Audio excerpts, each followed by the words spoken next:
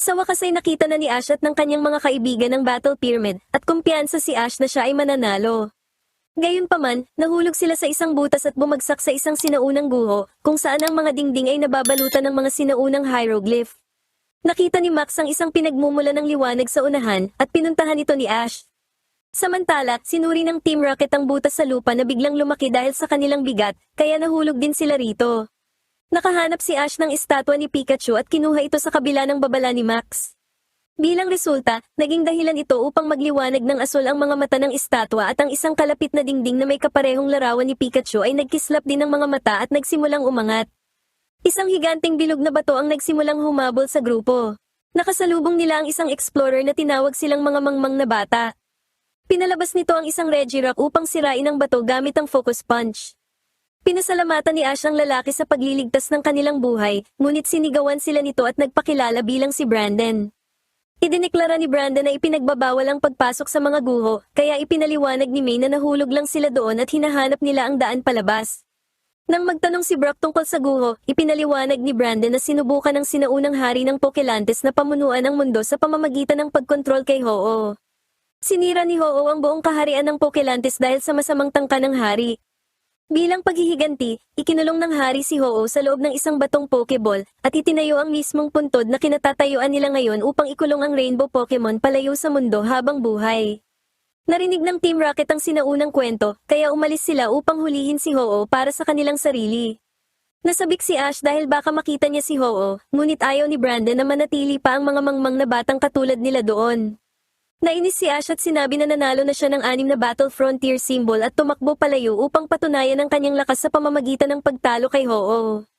Hinabol ni Brandon at ng iba pa si Ash. Samantala, nakakita ang Team Rocket ng estatwa ni Smoochum at nakapag-trigger si Jessie ng isang patibong na bato na katulad ng na-trigger ni Ash kanina. Tumakbo si Ash sa pintuang patungo sa silid ng hari na mabilis na bumukas para papasukin siya sa loob at agad ding sumara pagkatapos. Itinulak ni May at Max ang pinto, ngunit hindi ito gumalaw. Sinabi ni Brandon na kailangan nilang hanapin ang mekanismo na magbubukas sa silid ng hari. Sa loob ng silid ng hari, automatikong umilaw ang lahat ng mga salo habang bumabangon si Ash. Natagpuan niya ang trono ng hari sa ilalim ng isang napakalaking monumento ng mismong hari at isang batong bilog na mukhang Pokeball na nakapatong sa upuan. Sa pag-aakalang nasa loob si Ho-Oh, kinuha niya ang bato at itinaas ito sa ibabaw ng kanyang ulo at inutusan itong lumabas. Nabuksan ni Brandon ang pinto at nagmamadali silang pumasok sa loob. Sinubukan ni Brandon na pilitin si Ash na ibaba ang bato, ngunit biglang gumana ang mahiwagang bagay. Lumutang ang bato sa hangin habang isang madilim na boses ang bumigkas ng isang spell na nagbalot kay Ash sa madilim na enerhiya. Napaluhod si Ash na napapalibutan pa rin ng asul at itim na aura. Gulat na nakatitig ang iba nang muling tumayo si Ash at tumawa gamit ang isang malalim at masamang boses. Nakakita ang Team Rocket ang isang pinto at nagpresenta si Meowth na sumilip dito, kung saan nakita niya ang anino ng isang ibon. Sa pag-aakalang nahanap na nila si Ho-Oh, binuksan ng Team Rocket ang malalaking pinto, ngunit itinaboy lamang sila ng isang galit na pigeon na pinagtutuka sila. Pagbalik sa silid ng hari, inutusan ni Ash ang lahat na ibigay sa kanya ang kanilang mga Pokemon. Naabot at kinuha ng madilim na enerhiyang nakapalibot sa kanya ang mga Pokeball ni May, ngunit nabawi ito ni May at Max. Idineklara ni Ash ang kanyang sarili bilang hari ng Pokelantes at ibinunyag ni Brandon na sinaniban si Ash ng kaluluwa ng hari. Hinarap ni Brandon ang hari, binanggit ang kabiguan nitong ikulong si Ho-Oh, at hinamon ito sa isang laban. Inihayag ni Brandon na siya ang hari ng Battle Pyramid at kung mananalo ang hari, ibibigay niya dito ang lahat ng kanyang Pokemon. Tinanggap ito ng hari. Narinig ng Team Rocket ang isang sigaw ng isang Pokemon sa labas ng isang lagusan at tumakbo patungo rito, sa pag-aakalang ito ay si Ho-Oh. Sa halip, isang galit na Salamence ang sumalubong sa kanila ng flamethrower, kaya napatakbo sila palayo. Samantala, dinala ni Brandon ang hari at ang iba pa sa pyramid, kung saan naghihintay si Scott. Itinulak ng hari si Scott sa tabi habang naglalakad siya papasok sa Battle Pyramid, habang idinideklarang walang makakahadlang sa kanya. Pagpasok sa loob, nalaman na ni Scott na nasaniban si Ash ng kaluluwa ng hari. Pagkatapos, ibinunyag ni Scott na nag-aaral din ng mga guho si Brandon bukod sa pagiging isang frontier brain. Itinakda ang labanan para sa isang one-on-one match. Pinalabas ni Brandon si Regirock. Nagising si Ash sa loob ng ibang dimensyon ngunit nakikita niya ang lahat sa pamamagitan ng mga mata ng hari. Nang mapansin ang labanan, pinalabas ni Ash si Sceptile na ginaya naman ng hari sa realidad. Inutusan ni Ash si Sceptile na gumamit ng Leaf Blade na ginaya rin ng hari. Gumamit si Regirock ng Iron Defense upang mapawalang bisa ang atake. Nagutos ang hari ng Bullet Seed, ngunit pinawalang bisa rin ito ng Iron Defense. Ngumiti ng masama ang hari at inutusan si Sceptile na magpakawala ng sunod-sunod na Bullet Seed sa kisame. Nag-atubili noong una si Sceptile, ngunit napilitan din itong sumunod. Naging dahilan ng atake upang mabagsakan ng mga bato si Regirock. Sinabi ng grupo na hinding-hindi aatake si Ash sa ganoong paraan. Tinawag ni Brandon ang hari na duwag dahil sa taktika nito, ngunit narinig ni Ash ang pang-iinsulto mula sa loob ng hari. Pansamantalang natanggal ni Ash ang sumpa at itinangging siya ay duwag, ngunit di nagtagal ay muli siyang nawala ng kontrol laban sa hari. Sinabi ni Max na tuluyan nang natalo si Regirock, ngunit nakawala ang Rockpick Pokemon mula sa ilalim ng mga bato at agad na gumamit ng Hyper Beam. Sa isang nakakagulat na hakbang, inutusan ng hari si Sceptile na gamitin ng referee na si Samuel bilang pananggalang sa atake. Nag-atubili si Sceptile dahil hindi ito sanay na gumagamit si Ash ng mga ganitong maruming pandaraya. Inutusan siya ng hari na sumunod, kaya tumalon si Sceptile sa likuran ng natatakot na si Samuel, na pumilit kay Brandon na kanselahin ang atake. Inatake ni Sceptile ng Leaf Blade ang binti ni Regirock sa utos ng hari, na naging dahilan upang mapaluhod ito. Gumamit si Regirock ng Lock-On, inasinta nito si Sceptile. Nagutos ang hari ng isa pang hiwa ng Leaf Blade sa kabilang binti, na naging dahilan upang hindi na makagalaw pa si Regirock. Nagpakawala ng isa pang Hyper Beam si Regirock na iniwasan ni Sceptile, ngunit bumalik ang atake para tamaan si Sceptile dahil sa epekto ng Lock-On na sinisiguradong tatama ang susunod na atake. Natalo na si Sceptile ngunit tumanggi ang hari na tanggapin ang pagkatalo at inutusan si Pikachu na lumaban. Humarang sina May, Brock at Max kay Pikachu at sinubukang gisingin ang diwa ni Ash. Nainis ang hari at inutusan si Pikachu na gumamit ng Thunderbolt, ngunit tumanggi ito. Sinigawan ni Brandon si Ash na pakinggan ang mga mabubuti niyang kaibigan, na naging dahilan para mapagtanto ni Ash ang nangyayari at inutusan si Pikachu na gumamit ng Thunderbolt sa kanya mismo. Ang malakas na pagsabog ng kuryente ang nagpalaya kay Ash mula sa kontrol ng hari at nagpalayas sa kaluluwa ng hari mula sa kanyang katawan. Nagbanggit si Brandon ng spell upang pabalikin ang kaluluwa ng hari sa loob ng bato. Bumalik sa normal si Ash na ikinaginhawa ng kanyang mga kaibigan. Inamin ni Brandon kay Scott na ang mga kaibigan ni Ash ang nagpalaya sa kanya mula sa sumpa. Samantala, nasa loob pa rin ng mga guho ang Team Rocket. Nakahanap sila ng isang nakatagong silid sa pagitan ng dalawang dumudulas na dingding na tinitirhan ng isang hamak na huthut lamang. Sa inis ay nagbato si Jessie ng isang bato na nagpagalit sa huthut at nagtulak dito na atakihin ng Team Rocket habang tumatakbo ang mga ito. Hindi sinasadyang na-activate nila ang isang spring tile na nagpatalsik sa kanila palabas sa guho. Habang lumulubog ang araw, sinabi ni Brandon kay Ash na ang kanyang sariling kapabayaan at kayabangan ang umakit sa hari na saniban siya. Inamin ni Ash na maaaring minsan ay isa siyang mangmang na bata, ngunit gusto pa rin niya ng pagkakataong makalaban si Brandon ng patas at marangal. Sa kasamaang palad, tinanggihan ni Brandon ang hamon dahil may iba pa siyang mga guho na bibisitahin, ngunit sinabi niya kay Ash na makikipag-ugnayan siya pagdating ng tamang panahon. Pinayuhan niya si Ash na magsanay ng mabuti pansamantala. Pumasok na sina Brandon at Samuel sa Battle Pyramid at pinayuhan ni Scott ang grupo na lumayo. Dumulas palabas ang mga kanto ng pyramid at nagsimulang umangat ang alikabok.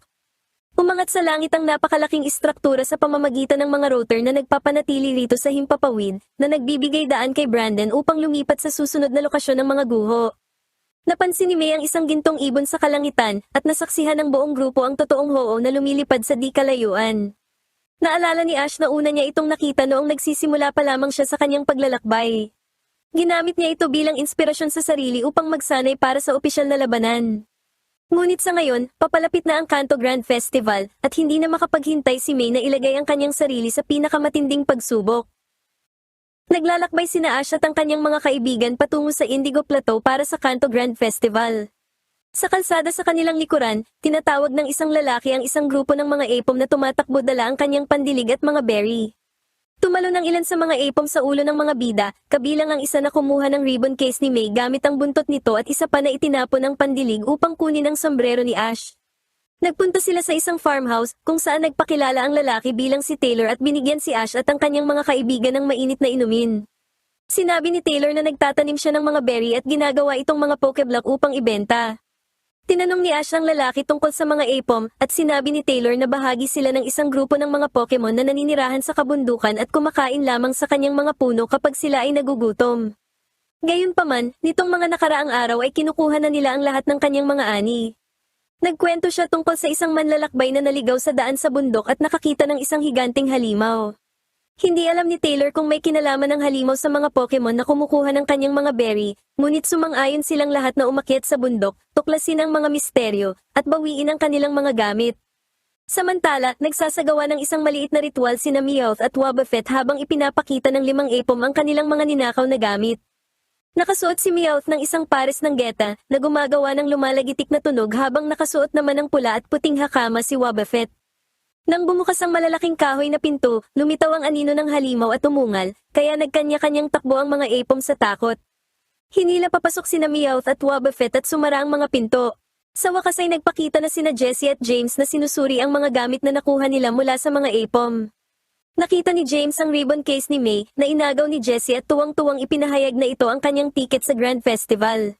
Nagulat sina Meowth at James sa determinasyon ni Jessie habang sumang-ayon lamang si Wobbuffet. Papunta ang grupo sa lugar kung saan nagmula ang gulo nang may isang grupo ng mga monkey ang nagmamadaling tumawid sa kanilang daanan dala ang mas marami pang berry. Nag-alay din ng mga berry ang iba pang mga Pokemon sa bundok, ang ilang Vigoroth at Slaking, kina Meowth at Wobbuffet na nakabalat kayo. Nagmasid sina Ash at ang kanyang mga kasama mula sa isang bush at nakita nila ang Apom na suot ang sombrero ni Ash. Muling bumukas ang mga pinto na bahagyang nagpakita sa halimaw at tumakot sa mga Pokemon sa bundok. Bago pa makaalis ang mga nakabalat kayong Pokemon ng Team Rocket, tumakbo si May palabas ng bush upang pumasok sa loob ng pinto. Sumunod ang lahat at muntik na silang hindi umabot. Tinanong ni May si Meowth tungkol sa kanyang ribbon case, ngunit mayabang pa itong ipinakita sa kanya ni Jessie.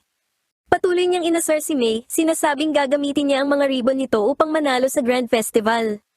Lumabas ang halimaw at nagpakitang ito ay isang dambuhalang Slaking.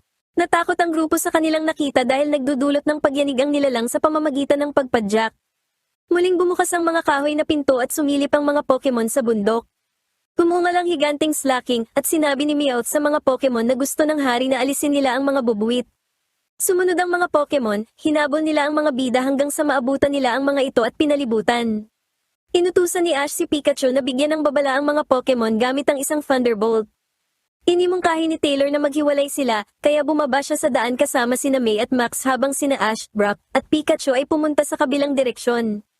Hinabol ng mga Apom ang grupo ni Ash habang hinabol naman ng iba sina Taylor, May, at Max. Habang tumatakbo, naghulog si Brock ng kaunting pagkain ng Pokemon upang libangin ang mga Apom. Patuloy silang hinabol ng Apom na may suot na sombrero ni Ash at tumalon ito sa ulo ni Ash, kaya nahulog sila sa isang burol. Habang silang dalawa ay gumugulong at dumudulas, kumapit si Ash sa isang maliit na puno na tumutubo sa gilid at iniligtas ang Apom mula sa pagkahulog. Pagkalipas ng ilang sandali, nagsimulang mabali ang sanga at nahulog muli sila, ngunit nasalo sila ng isang makapal na bush. Nang mapansing na wala sa Apom ang kanyang sombrero, sinubukan itong kunin ni Ash, ngunit inunahan siya ng Apom at inilagay itong muli sa ibabaw ng kanyang ulo. Samantala, nagawang takasan ng kabilang grupo ang mga humahabol sa kanila sa pamamagitan ng pagtatago sa isang bush. Matapos linisin ang kanyang sarili sa isang kalapit na ilog, sinabihan ni Ash ang ngayoy mabait ng Apom na hindi siya maaaring magtiwala sa Team Rocket. Patakbong dumating sina Brock at Pikachu mula sa malayo at sumama na kay Ash sa pagbalik sa kahoy na bakod. Sa pagsunod sa payo ni Ash at nakasuot pa rin ang kanyang sombrero, bumalik ang Apom sa kanyang mga kasamahan na kinakain pa rin ang pagkain ni Brock. Nagsimula nang magsalita ang Apom nang dumating ang iba pang mga Pokemon sa bundok. Kinain ng dambuhalang Slaking ang pagkain at binuhat nito ang Team Rocket sa ibabaw ng kanyang balikat upang simulan na ang kanilang paglalakbay patungo sa Indigo Plateau. Umakyat sina Taylor, May, at Max sa ibabaw ng bakod gamit ang mga lubid at hinarap ang Team Rocket, kung saan inasar muli ni Jessie si May gamit ang kanyang mga ribbon. Mapangahas na nagsimulang sumulong ang Slaking, kaya inutusan ni May si Combusken na pigilan ito gamit ang Fire Spin. Umihip lamang ng malakas na hangin ang Slaking upang pawiin ang apoy, sinira ang kahoy na dingding, at nagpatuloy sa paglalakad sa daan. Dumating ang kabilang grupo at nagpakawala si Pikachu ng Thunderbolt sa mga paa ng Slaking na nag-udyok sa Team Rocket na bigkasin na ang kanilang moto. Pinakuha ni Meowth sa Slaking si Pikachu ngunit si May ang nakuha nito at nagsimulang umakyat sa isang kalapit na tore na bato. Pinalabas ni Ash si Swellow upang iligtas si May. Narating ng Slaking ang tuktok at pinalo si Swellow, ngunit nabitawan si May sa proseso. Mabilis na pinalabas ni Ash si Sceptile upang saluhin si May sa tamang oras. Pinabagsak ni Swellow ang Slaking at ang Team Rocket mula sa tore gamit ang Aerial Ace. Nakaganti si May sa pamamagitan ng pag-uutos kay Combusken na umatake gamit ang Fire Spin. Pinalabas ni Brock ang kanyang March Stomp upang basain ang Slaking ng water gun. Nabunyag na ang higanting Slaking ay isang higanting robot pala na gawa sa metal na ngayon ay sinakyan na ng Team Rocket. Nagsimulang pukpukin ng Mecha Slaking ang dibdib nito habang bumalik ang mga Monkey, Vigoroth, Slaking, at Apom at umatake sa pamamagitan ng pagbato ng mga bato, paghagis ng malalaking bato, pagpukpok ng mga kamao, at pagkalmot, ayon sa pagkakasunod-sunod. Pagkalipas ng ilang sandali, lumayo ang mga Pokemon mula sa Mecha nang sumabog ang mga kasukasuan nito, kaya naglabasan ang mga ninakaw na pagkain at tumalsik ang mga sakay nito. Muling ipinakita ni Jessie nang may kayabangan ang kanyang ribbon case kay May at inutusan si Viper na umatake gamit ang bite. Gayunpaman, naunang umatake si Combusken gamit ang quick attack. Inutusan muli ni Jessie si Viper na mag-bite, ngunit umiwas si Combusken at umatake ng Sky Uppercut. Tumalsik si Viper kay Jessie na nabitawan ng ribbon case na sinalo naman ni May na nakahinga ng maluwag dahil nabawi niya ito. Sa pag-uudyok ni Meowth, pinalabas ni James si Cacnea at nakatanggap muli ng matinik na yakap dito bago niya ito nautusan na gumamit ng needle arm. Tinapos ni Pikachu ang sagupaan gamit ang isang malakas na Volt Tackle na nagpatalsik kay Cacnea sa lakas na pati ang buong Team Rocket ay nadala rin ito patungo sa kalangitan. Matapos maibalik ang mga berry sa orchard at batiin ng mga Pokemon at ni Taylor ng magandang paglalakbay, nagpatuloy na ang mga bida patungo sa Grand Festival. Naninibago si Ash dahil wala siyang suot na sombrero, ngunit bigla nila itong nakita sa ibabaw ng isang batong istruktura kasama ang isang pink na bulaklak at isang mansanas. Sinabi ni Ash na astig na Pokemon din pala ang Apom na yon at muling nagpatuloy sa paglalakad. Sa isang kalapit na puno, pinagmamasdan ng Apom si Ash at ngumiti.